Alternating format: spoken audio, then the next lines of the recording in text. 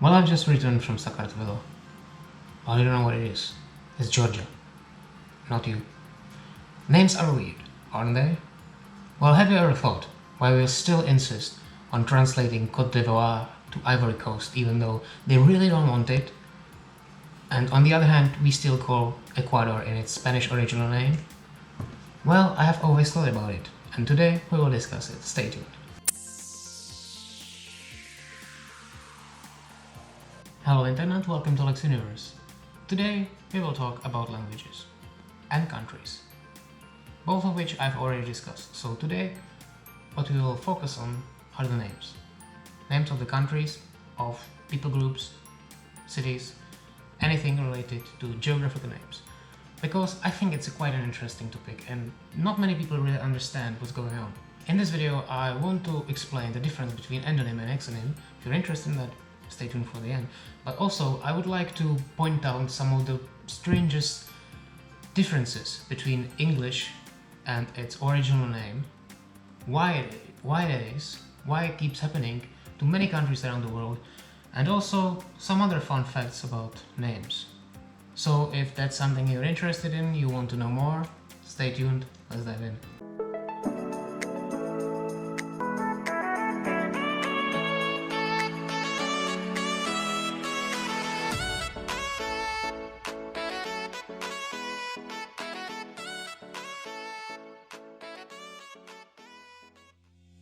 Well, as always, before we begin, let me welcome all new subscribers here. I love you, thank you, keep on coming. If you haven't subscribed and you will like this video in the end, consider it. I have many more videos in similar topics. So let's talk about names. Well, there are 195 countries around the world, at least those that are recognized, and over 7,000 languages. That kind of brings us to the point that not every country has an English name. I mean, many of them have, I would say most of them have, but they are not always what they call themselves. Of course, in many cases, like the United States for example, there is, but if English is not the official language of the country, they may have an official English name, but otherwise they have the name in their language. Well, this is not rocket science, I don't really need to tell you, but I just needed to do some introduction. What we will be focusing in this video are two terms. Well, four, but I will explain later why I will only pick two. It's the endonym and exonym, and also autonym and synonym. Let's start with the later two. They basically mean the same thing as endonym and exonym, so I will now ignore them. They are not as widely used because they have some other meanings and it's not then clear what you're talking about. Endonym is the name of a country, people group, city, whatever, that is commonly used within the geographical object. Meaning, for example, the endonym for Germany is Deutschland, because that's what the Germans call themselves in their country. It comes from the Greek language, from the name endon, which means inner. The opposite to that is exonym, which is the name of the country that is used outside of the country, which in many cases, and most cases that we will discuss in this video, are the English names for various countries. So an exonym for Germany is Germany, or could be Niemcy, which was like Slavic, or Allemand, which is French. I will discuss Germany a little bit later because it's one of the coolest cases of discrepancy between endonyms and exonyms. Stay tuned for that. Another case of an exonym is Russia, which uses an endonym. The Russian name for the country is Russia, and then you have names in other languages like Russia, Russland in Germany, or Rostosa in Hungarian, or well, this in Navajo. I will not be able to pronounce it, but it's kind of cool thing that Russia even has a name in Navajo language. Isn't it cool? Well, for me it is. There are many different relations between endonyms and exonyms around the world. Well, in most cases it's a cognate. You can see it, for example, on Russia. You have Russia, you have Rusland, you have Rossiya, you have Rusko in Czech. Even Orososa in Hungarian is kind of related, although it really follows the pronunciation and grammar concept of the Hungarian language. And also we have like the name like Urusi, which is in Swahili. You still see the cognate there. You still see that it comes from the same ground. Another example would be London, which is one of the most popular city around the world, so it has the name in almost every language. You have Londres in Spanish, Londýn in Czech, and so on. Another case would be, like for example, the name of Paris, which is Paris in English, but although it's written completely the same, then the endonym for Paris is Paris, just in French. It's written the same, it's pronounced differently, so is it the same? I don't know, but you can see the same root, the same original word that it all comes from. Another case how you can create an exonym is a direct translation. I will mention here one case actually, and that's the Netherlands. The Netherlands have also some cognate exonyms, like the Netherlands, really, because that comes from the original endonym Nederlanden, and well, we have the same thing in German and many other languages, just use some variety of the Netherlands, of the Nederlanden. But there are some other languages that just directly translate the name into their own languages. The Netherlands, it basically means like lowlands. There are some languages that do translate Nederlanden. That's for example Países Bajos in Spanish, or Pays-Bas in French, or for example Alankomat in Finnish. These all are translations of the lowlands. So that's another case how you can create exonym. Well, when I say you can create exonym, it doesn't really mean that you do it, it just happens over time. Well, when we stay to Netherlands, sometimes there is the, I would say like, second B, how the exonym and endonym can be related, and that's via context. Many languages actually called Netherlands Holland in their own language. I will not even try to pronounce it, but keep in mind, it does exist like that. And Holland is actually only part of the Netherlands, and many people take it and like expand it on the whole country, and that's how many languages describe the Netherlands. The last case how the exonyms and endonyms can be related is they are not related at all. This usually happens when well, some people come to a foreign land and you don't know what it's called, you don't know what the people are called, and you just call it the way you want. Many of the examples that I will mention in the end of the video, like the strangest cases of exonyms and endonyms, will be of this case. Meaning, they are not related at all, and I think they are the most interesting. I mean, London, Londres, it's kind of cool, but it's so boring. But before we get to the strangest cases of exonyms and endonyms, let's talk a little bit about what I've already mentioned at the beginning of the video. What should we call these countries? Does it make sense to make exonyms for countries that already have their own name? Well, sometimes it's necessary, because there are several countries that use languages that are generally really not fit, or whose pronunciation is generally not fit for your language. Like for example, China, Chungguo. I mean, it's pronounceable, but when you use it in the normal language, it would just really take you out of the conversation completely. Like, let's say you would want to say, I'm going to Chungguo. You know, so you need to, so in most cases, and that's the first case how the relationship works, you just have to adapt the name to your language. Like for example, in Latvian, every male name needs to end with S or S. So you just have to change the name of the country in its original form somehow to reflect this. So that's happening, but we have some other countries that actually did have some other exonym in the past, and they've changed it, and they have asked the international community to use their own endonym as the internationally recognized and official name of the country. I would mention here the latest case that happened as the South African country of Eswatini. Eswatini has been called Swaziland for quite some time in English, but the name Eswatini basically means the same. It's basically just a translation of the term. So Eswatini would be the endonym, and the original exonym for the country was Swaziland.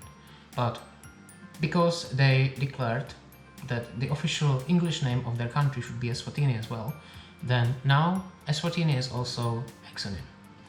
And this has actually happened quite a lot of time in the past. I would mention here Iran, because if you look at history, you may ask yourself, how is it that there were the Greco-Persian wars and there has been Persia in the most of human history? Why did it change its name to Iran in 1930s? Why it hasn't? It's been called Iran in Persian. See, that's even worse, because the Persian language is still called Persian. But in Persian, Iran has been called Iran the whole time. We just, from the West, called it Persia. A pretty similar case goes for example, Ceylon or Sri Lanka. It's now called Sri Lanka. It used to be called Ceylon in the West. Same goes for Thailand, which used to be called Siam. These countries haven't actually changed their names. The only thing that changed is the English name of the country. One more example that I will mention here is Myanmar. It used to be called Burma. Now it's called Myanmar. I mean, you can see the commonality in these name changes, and one of them is there used to be a colony that was called somehow, because the Europeans were pricks and they named everything according to themselves and they didn't care about the local names. So they used the names that they thought of, they created, like Burma, Ceylon, or other examples, Zaire or Rhodesia. We don't use these names anymore because they are the most blatant example of the colonial analism that we have put to the world in the past century. So now we are moving towards the original local names that should be used for the countries. Even though we still, in most cases, somehow change and translate them into English, but at least we are using their names. We do not think of something that, oh my god, I love this country, I will call it Ceylon. We don't do that anymore. Well, this is not the only case. There were cases in the past, granted not that many of them, where the process happened the other way around. Meaning that there was an endonym for a country or a nation, but they adopted the exonym, and now this is the only one that's used. I would mention here the country of Estonia, where the original Estonian people were called Marahlas. They used this name, but majority of Europe called them Eesti because it was the name of the land that they came to, and well, they adopted the name. They even use it in their country. The Estonian person is called Eesti. They don't use the old Estonian expression anymore because God knows why. Which is kind of unlike Finland, which is still called Suomi. Another case would be the changes in the use of the exonym for political reasons. I will mention here the city of Kyiv, which is the capital of Ukraine. It used to be transliterated into English as K-I-E-V, which has changed, and now it's spelled K-Y-I-V. The reason for that is that the original form came from Russian, and well, the Ukrainian nation and the country of Ukraine really needs to distinguish itself from Russia because they are at war with each other, and they have been for quite some time, and I don't think it's ending soon. So they kind of stopped using that transliteration with E in any of their propagational materials or anywhere, and they really asked the international community to use the Ukrainian spelling everywhere, which is kind of still long way to go, but I believe it's getting better. I'm actually really supporting this and trying to do anything to propagate the new spelling. Now I would like to point out several most daring differences between endonyms and exonyms that I have been able to gather around the world. Like I mentioned in the beginning of the video, I have just come back from Georgia, which is one of the best examples of the differences between the endonyms and the exonym. The endonym for Georgia is Sakartvelo, which really means the land of the Kartveli. The Kartveli are the people of Georgia. They call themselves. Sa is the preposition that means the country of. So Sakartvelo. However, in English and many other world languages, this country is called Georgia, Georgia, which comes from the Greek name for the Saint George, Georgios. And this is what the majority of the international community uses.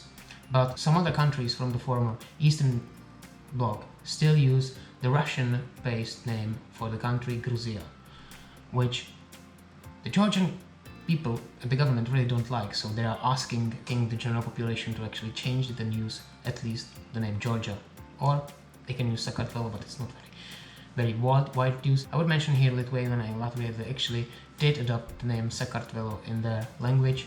It is the official name of the country, although like nobody uses it, because this is always the problem when you change something.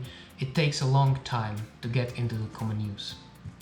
So I can see it in the case of the Czech Republic. I mean, whenever you talk about the country, you still use the name the Czech Republic, which is kind of really long.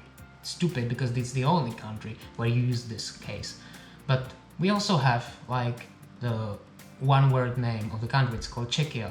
It's the official English name for the country, but nobody is using it. Again, I'm trying to propagate it because I like it, and I think it's really stupid to be called in two words if you can have only one word name. But it's really difficult to spread it out to all the people because they are so used to using the original name of the country that kind of makes it all a lot more problematic. Now let's leave Georgia and let's go to Germany, because Germany is even weirder. It's not located in some obscure place in the Caucasus where nobody speaks your language. It's part of the Germanic language family, which kind of has speakers all over Europe. So why do we have so many different names for Germany? Let's address a few of them. First of all, there is the endonym Deutschland, which literally means the land of the Germans. Then of course we have the English name Germany, which comes from the word Germanic, which are the tribes that came to the country. There is also the German name Germanisch, which means Germanic as opposed to German. It's like the more wide term for all the tribes, not only for the Germans. But it doesn't end there. Then you have the French name for Germany, Allemand, which also translates to many other Romance languages, like in Spanish, Alemania, and so on. And then of course you have the Slavic version of the name, which I will now use the Czech one, Německo, but it's like Niemcy in Polish and so on.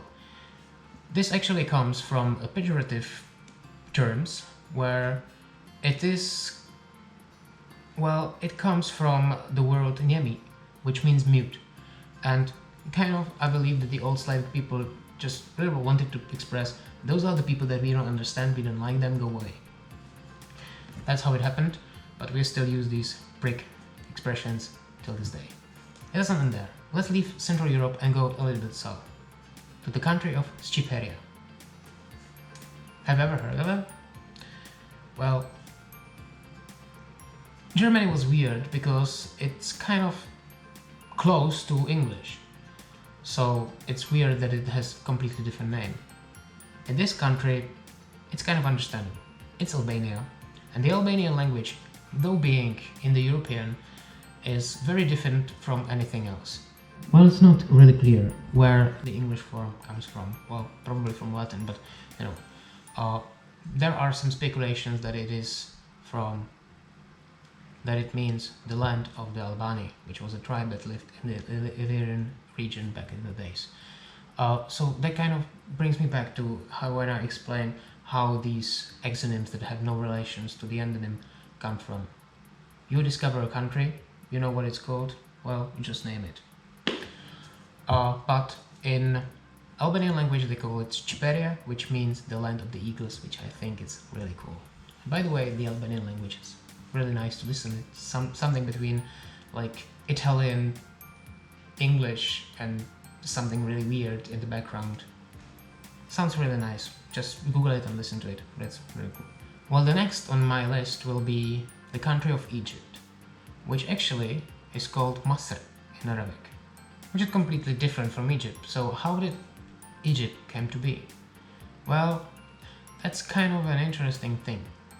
Well, you probably know that Egypt was part of the Roman Empire, and there was a province called Aegyptus. That basically explains it. How did Aegyptus come to be?